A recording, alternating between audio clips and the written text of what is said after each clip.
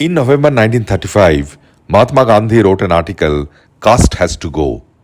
Gandhi was a crusader against caste discrimination and untouchability.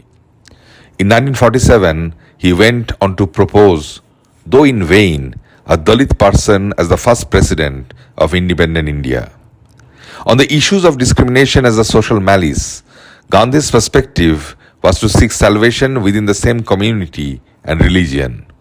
He didn't advocate religious conversions because with conversions as well, the stigma of impure blood never left the individual. As opposed to Gandhi's reformist stance, B.R. Ambedkar was more radical and a revolutionary. He was himself a Dalit and didn't need upper caste empathy to experience the prejudice. Fighting for equity and tolerance, he finally left Hinduism and embraced Buddhism in October 1956, 2 months before his death. Change of religion was an act of liberation for Ambedkar, the basic principle where he differed from Gandhi. 3 years after Ambedkar's bold step, Bimal Roy met Sujata on the issue of untouchability of lower castes within the Hindu religion. Roy leans to Gandhian principles since the film ends with a change of heart of the upper caste representatives in accepting an untouchable girl as their own. The influence of Gandhi's vision was not merely a prescient present. A number of shots were taken in Barakpur's Gandhi Ghat with Gandhi's statue in the backdrop. His presence acts as a silent metaphor, an observer of the ills that instead of being eradicated, remained firmly rooted. In one of the most charged up scenes, an insulted and dejected Sujata leaves the house amidst rain at night with a wish to commit suicide at the Gandhi Ghat. She confronts the statue of Gandhi as the rains flow down the stony cheeks of the father of the nation. Sujata returns because she understands now, through Gandhi's sayings engraved below the statue, that to give away one's life is a bitter sin. Adhir, a bright, young, educated man, is a likely groom for Rama, and her parents and Adhir's grandmother are equally keen. Contrary to their plans, Adhir shows unambiguous preference for Sujata. This humiliates both the families and tensions rage. Adhir is steadfast in his love for Sujata. Rama, seeing a sister's silent love for Adhir, decides to recede to the background to pave way for Sujata. In the climax, Sujata saves Charu with her own blood as a reversal of a mother's giving birth to a child. Charu accepts Sujata for the first time as a daughter. A change of heart is accomplished. The most notable film that dealt with the subject of untouchability before Sujata is Achyut Konna, made in 1936. The film, made 1 year after Gandhi's article mentioned earlier, had a tragic ending.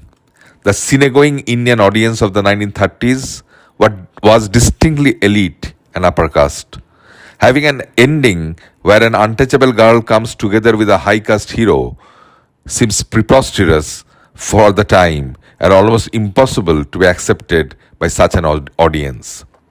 Instead of antagonizing the audience, the Bavarian director of the film, Franz Osten, provided them with a chance to sympathize with the low caste heroine. By the late 50s, Ambedkar's crusade was fully realized. Gandhi's doctrines matured. India became a free country. All these resulted in a broadened social awareness. India was in a flux. The exuberance of patriotic fervor was leading way to uncertainty and unrest in the socio-economic life. Orthodoxy was less than what it was 2 decades back, for which we can find Sujata being brought up in a high caste family and after the hiccups set to marry a high caste man. The character of Sujata is drawn with care and grace. She is a silent presence with a soft body language, a low speech, comely manners, and a traditional simple dressing style. In her simplicity, she remains extraordinary, which is what attracted Adhir to her. As a cranky, noisy child, her transformation is purely circumstantial as she grows up to understand the bitter truths of societal rifts and limits. Yet, in the end, When the family is shocked by Charu's accident, Sujata's silence paves way to an assertive voice that ultimately saves Charu. Drawing not only from Gandhian principles, Roy leaned on Rabindranath Tagore as well. We find Thakur's famous dance drama Chandalika being enacted as part of a program in Roma's College.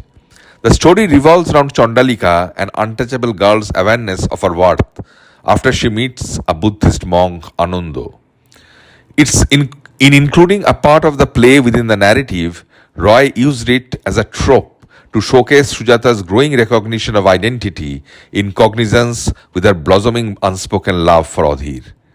On the other hand, by referring to a chronicle where a Hindu untouchable is helped by a Buddhist monk to break down her shackles, Roy was probably hinting at Ambedkar's own conversion to Buddhism as a protest against rigid Hindu dogma. Sujata remains an important film as it showcases, in its own way, a cruel reality which runs deep in the trenches of the country's civilization. Most importantly, with a resolved ending, the film gives hope for a more liberal and accepting society in the future. However, a question remains. If Sujata never had a chance to donate blood to save Charu, whether Charu's change of heart would have happened or not. Yet, in Indian cinema, with Sujata, transfusion remains a basic emblem of establishing the sameness of blood across castes, a cliche used by subsequent filmmakers. It is indeed the country's tragedy that horrific instances of discrimination are quite rampant even today. Gandhi's vision of change of heart has probably rendered little success.